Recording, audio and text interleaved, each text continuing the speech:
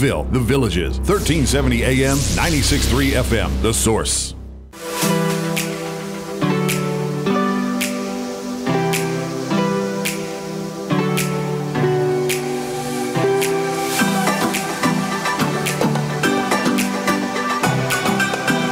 Thank you for tuning in 24 minutes before 11 o'clock. If you've listened to Robin and I for as long as we've been doing this, then you know that at the end of an interview, we normally will ask the guest for a website or any other way that we can perhaps look further into whatever it is they've been telling us about. I'm going to start with the website because I think it would be nice if you all out there, especially if you're a veteran, are familiar with the website, and then as we talk, maybe the website will give you some questions, and then you can call in and ask those questions. So the website is warriorreunionfoundation.org. All one word, warriorreunionfoundation.org. On the phone to talk to us about this website, and I think this is a great website. I'm so happy to be able to introduce you to this organization. James Ferguson is on the phone. He is a decorated combat veteran. He's a retired Marine officer. He served in Afghanistan as the first American unit in the district of Kajaki, and forgive me for mispronouncing that, which I'm not sure I did or not. He was part of the Surge Force. He was appointed as the aide-de-camp to the commanding general of Marine Corps Recruiting Command, the president and CEO of Wild Bill's Soda, and the co-founder of the Warrior Reunion Foundation, which is what we're going to talk about mostly. Recently, by the way, honored as the top veteran charity of 2018. And you know this radio station and this town is really veteran-friendly. So that's why I wanted to start with the website, let you have a chance to go to it.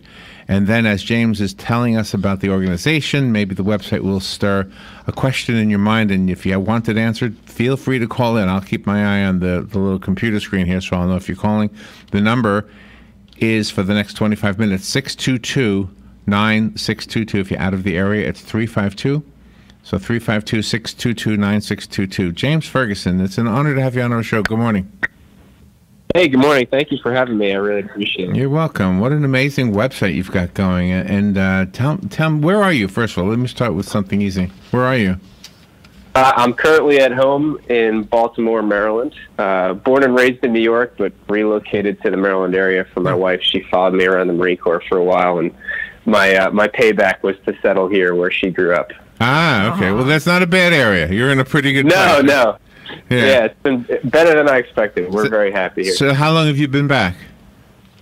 I left active duty in 2013, so it's been a little while now. I spent some time in the reserve for a couple years after that, working at the Pentagon. But after a while, it just became one too many things with trying to grow a business, being in school at night, starting a family, and all that. I just kind of decided I had done what I joined to do, and it was time to move on to other things. So I don't know how interested you are in networking with other veterans organizations, but we have one right here in Ocala that I think the two of you getting together would be a good thing. It's called Vets Helping Vets. I don't know how have you. I think they're local, but they're becoming national. So it sounds like it would be a good team. Tell me about the Warrior Reunion Foundation. What do you guys do?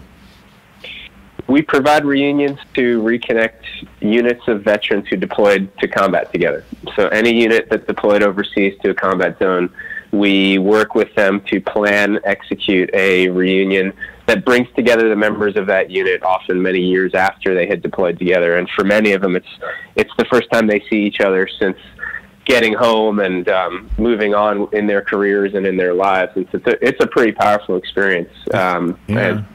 Yeah, it's a pivotal part of somebody's life to have gone to war, and the people you went with, those that survived those wars. I mean, it's only that small group of usually men. Sometimes there are some women in the group, but it's that small group that have that one thing in common. How large are the reunions usually? Are they small, like a room full of guys, or is it like a stadium? How big are the reunions? We focus on small unit reunions, basically, because that's how that's been the nature of the fight in our most recent wars. So we do anything from squad size reinforced, which is about 12 to 15 members, up to a company sized unit, and a lot of it, which is we've gone as high as about 130 participants at a reunion, and a lot of it is driven just based on the nature of that deployment and how did the unit fight. So if you fought together as a company, obviously we're not going to exclude anybody. We want to get that group back together that shared that formative experience that you alluded to. So it really just depends on the nature of each unit, but we can flex from small to large. How many of the reunions that would apply to you? How many have you gone back to see the guys that you fought with? Yeah, so this actually all started based on a reunion that I held for my unit, and I never expected to start a nonprofit or have this organization. I just wanted to get my guys back together, and it had been, we were coming up on the 5-year anniversary of our deployment. I knew it would be really helpful for all of us to get back together, certainly helpful for me to see those guys again. And so I just planned a reunion for our unit, thinking that would be it, and it would just be a one-time thing. That was in 2015 over Memorial Day weekend. But out of that experience and realizing not only what a great time it was, which I had expected, but also how therapeutic and meaningful it was in my life and helping me kind of get past some of the things I was dealing with. I was thinking that too. Yeah, I was thinking it must be, but I was also thinking I bet it was kind of one of those serendipitous things where you didn't see it coming, but you knew it after you were done with the reunion. You felt some kind of therapeutic thing happened. Am I right? That's exactly it. It was actually while we were there on the ground, halfway through the weekend, when you have guys that you love but that you haven't seen in years come up to you and say, some of them still call me sir, even though I tell them not to, just because they have that level of respect for officers. Yeah. They would come up to me and, hey sir, this is the first time I've slept through the night in 5 years. And I mean, we're out in the middle of a farm in the middle of nowhere under this big tent with cots and sleeping bags, and these guys are telling me it's the first time they've slept through the night since we got home, and that's when I was like, whoa, we have something pretty special here. Maybe we need to do this for others also. Yeah, I think you've tapped into something about us as human beings that maybe even studied psychologists didn't hit on. I think you stumbled on something that actually makes a lot of sense. And it might even be applicable to people who didn't serve in a war, maybe just people who went to college or whatever, although those experiences are nowhere near the level of anxiety. I mean, especially in your case, did you lose any of the guys in your group in battle? I mean. Yes, we did, unfortunately. So I was, we were a company-sized unit, but we actually had two patrolling platoons and then a small headquarters element. So there's about 120 Marines in all in our unit. I was the officer in charge of one of the platoons, and then my counterpart was in command of the other. Of the unit of 120, we had 5 who were killed in action. 3 of them were from my platoon, 2 from the other. And then we also had about a 25% casualty rate. So out of that group, there were 32 Purple Hearts awarded over the course of the deployment. So what Marines would call a very kinetic environment. Daily, were you injured? Daily engagement. No, thankfully I was not. Exposed to a few IED blasts. Got the bell rung a few times, but thankfully I came home with all the right number of holes in my body. So did you go through the PTSD? Or are you still going through that, or did you somehow not be affected by that condition? Yeah, I mean, there were definitely things that I struggled with. I don't know that I would put that label on it. I mean, the VA certainly has, but I think to me that label has taken on a life of its own and has really kind of been woven into that victimhood mentality that I really reject and think is a very negative thing for our veteran generation. So I like to call it combat stress. I definitely dealt with some of that. And survivor's guilt specifically was something that I struggled with. That's a big one, right? Do you know, if I could just say something, and I am not trying to preach to you, I just wanted to share something with you. And maybe for anybody else listening, we had in the studio, and let me just give a disclaimer. I do a radio show. I am not a psychiatrist. I am not an expert on PTSD, and And so what you went through is something I'll never, ever even come close to. So with that said, though, we do a veteran show here on Thursdays. In fact, it was this morning, every Thursday. And we had a man in here some time ago, and he was a Korean War veteran. And he was one of those guys, I am not going to any therapy. His wife kept saying, I keep reading about this thing. I think this is you. I think you have this PTSD thing. And he goes, I don't want, come on. Well, he was reluctant. And he finally went. Right. I don't know what kind of therapy he went to, but I just want to tell you that he says it made a big difference for him. And she said he's a completely different man now since that. So whatever. I believe it. And she was sticking by his side while apparently he wasn't the nicest guy to be around. So I think my wife could probably share some similar stories. I totally believe in the power of it. I think the importance is how are we framing it? If we're framing it as you're broken and here's how we're going to fix you, I think that's the wrong approach. And unfortunately, that's the approach that far too many organizations and even some agencies within the government take when it comes to quote-unquote veteran issues. I did personally go through a program with a squad of my guys called the PATH program, Progressive Alternative Treatment for Healing Heroes, which is put on by a great partner organization that we work with called Boulder Crest Retreat for Military and Veteran Wellness. And that whole program is focused on what they call post-traumatic growth.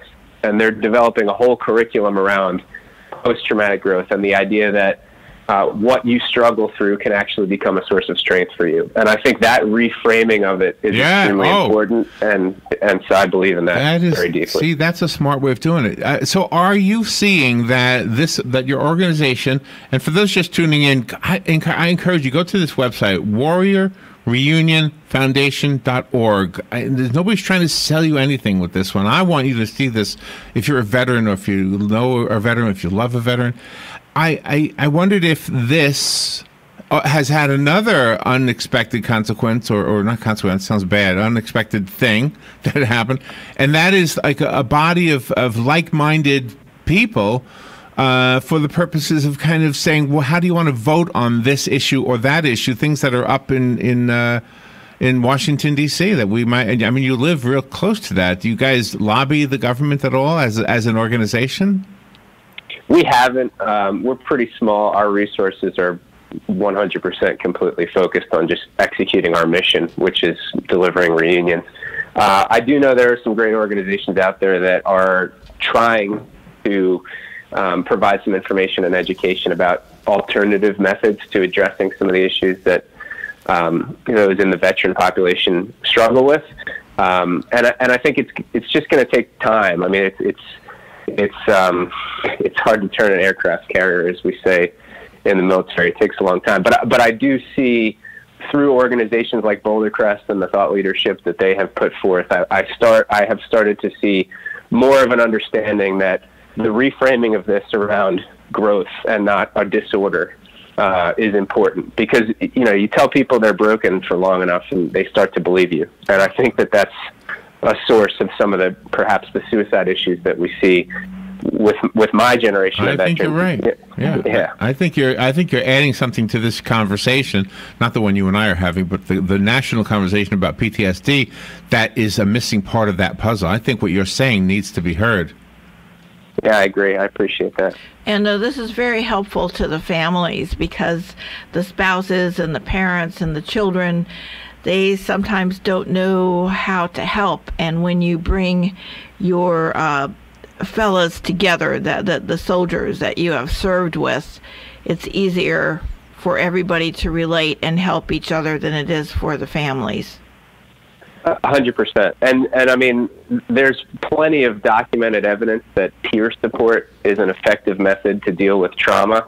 I think, unfortunately, a lot of the programs that are out there right now, they claim to do peer support, but they do it with a group of strangers. So, like, when I went to the vet center, so you should come to one of our group therapy sessions.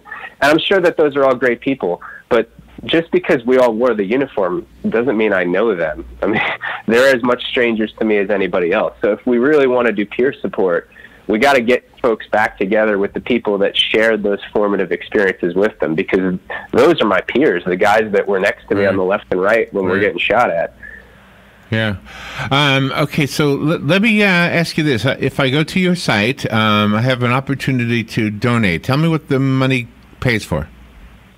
So we provide for all of the costs associated with executing a reunion. So everything associated with the planning and execution of that reunion for that unit is covered by us. The only thing that we ask of any participant, of any combat veteran, is if you can get yourself to the reunion, get yourself there, we take care of the rest. So that's covering the costs of the host location, all of the logistics, all of the meals, all of the activities, any entertainment, any guest speakers, T-shirts, coins, things for them to commemorate that experience, all that kind of stuff. We take care of all of that.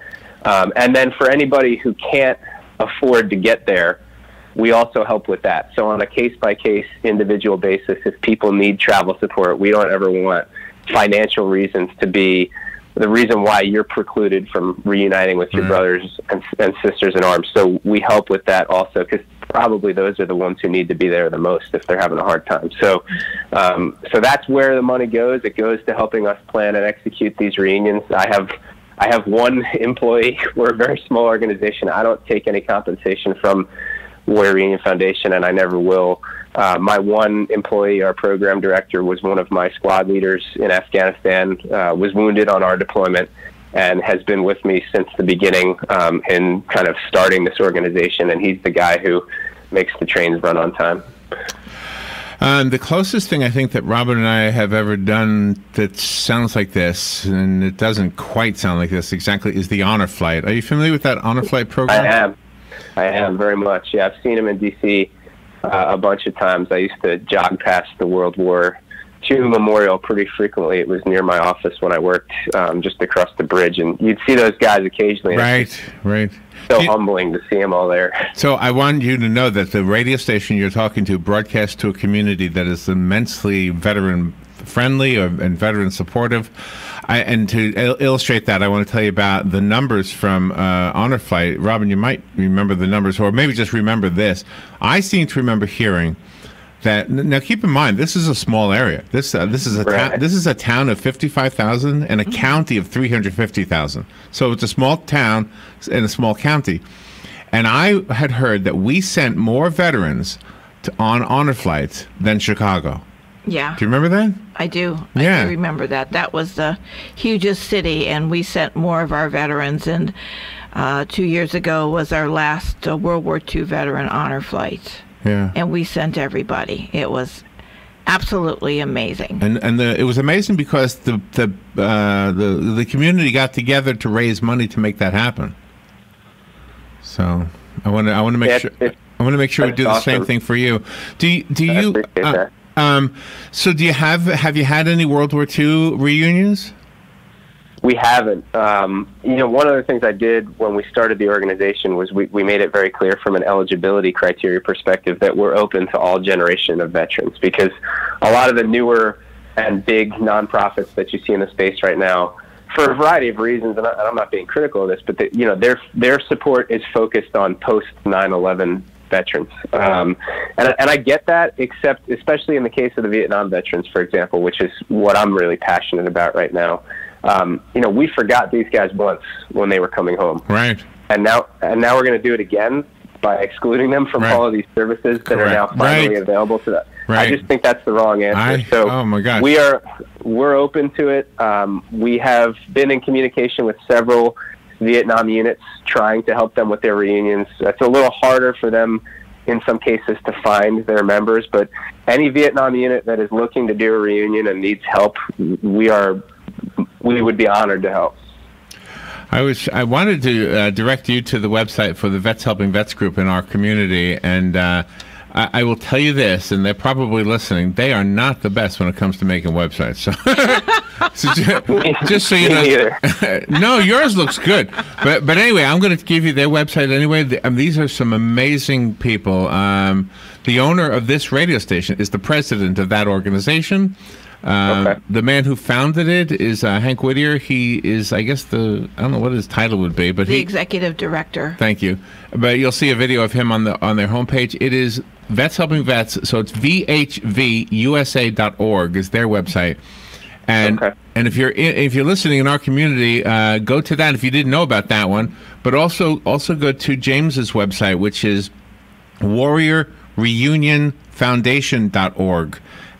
Because I think the two of you could. I mean, I can see real clearly that some of these guys here would love to get back together with the guys they went to battle with, that they haven't seen in forever. Because when they get together here, even if they never knew each other back then, there's an immediate camaraderie. Yeah, I'm looking at the website right now. It looks like we could definitely find some ways to support each other. Yeah, so if you guys can just make a phone call or something. And if you happen to be in our area, come into the radio station and do a bit with the Veteran Show. That would be outstanding.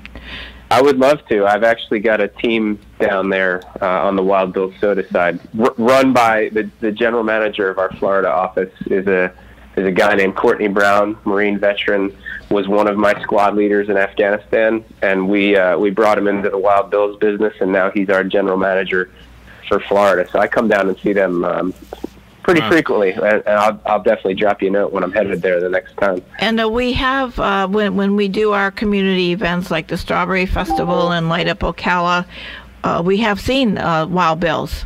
Have you? Yeah, with Good. those I'm glad to hear big mugs, that's pretty Yeah, cool. that's us. Yeah, that's us. Oh my gosh! So we, Yeah, those my stands. partners and I, yeah, that's us. Yeah, my partners and I purchased the business last year, and it was at the time a regional, seasonal business, and our goal has been through employing veterans like Courtney. We call him Brownie, but Courtney. Through employing people like him, we're trying to grow the company into a national brand that can partner with companies to promote their brands at the biggest and best events around the country. So we're 1 year into it. 65% of our management team and above are veterans, and our whole goal here is to grow the company by providing opportunity to veterans like him. And in 2 weeks from this Saturday on March 30th, our community is going to have our Welcome Home Vietnam Veteran Day. I love that. A very emotional time for our community to welcome home. I participated in one of those ceremonies up here in Maryland, actually, and it was super powerful. Long overdue, but I'm glad it's finally happening now, and it's really cool for those of us who are part of this generation of warfighters to be able to help honor those guys. Once in a while, Robin, we have a radio segment that really connects, and I think this one connects. I'm really proud that you are able to help our local veterans, and I'm sure they will help you. Just make a phone call, speak to Hank, tell him you were on the show, and that we told you about the website, etc., and what they do. I will. All right. So for everybody else, the warriorreunionfoundation.org, if you can make a contribution, that would help out with their missions. And I'm sure it'll help somebody who has already helped you more than anybody else has ever helped you. Because I don't know anybody who's ever gone to war for me except for a veteran. Yes. So there's a slogan for you. I just made up a slogan. You did. You did a good job. I love that. We'll have that on a soda bottle. We'll put it on a mug. How's that? There you go. I love that. James, thank you for your service. It's outstanding what you guys have done, and I'm there for you. Thank you for helping us.